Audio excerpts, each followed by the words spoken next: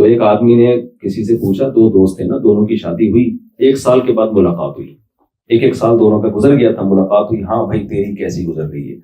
اس نے کہا میری تو, اب اس کو بڑا پریشان تھا نا کہ جو گزر رہی تھی بڑی خطرناک, لیکن نہیں چاہتا تھا کہ میری بےزتی ہو دوست کے سامنے.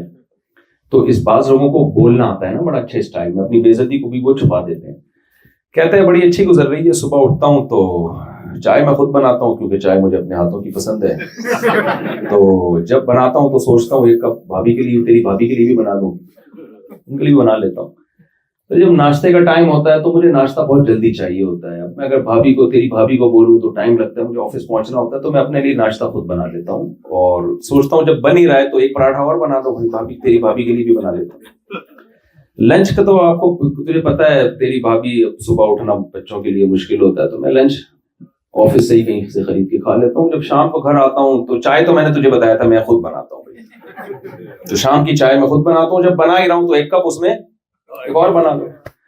اور پھر ڈنر کا جب میں سوچتا ہوں, جب صبح لنچ بھی میں نے خود کر لیا, ناشتہ بھی, تو یار ڈنر میں اب تیری بھابھی کو کیا تکلیف دینا, اسلام میں اتنے حقوق ہیں خواتین کے, تو میں ڈنر بھی خود بناتا ہوں, اور بس جب بنا ہی رہا ہوں تو تیری بھابھی کے لیے بھی بنا لیتا ہوں. بڑا اچھا, اللہ کا شکر, اپنی دعا. تو بتا تیری کیسی؟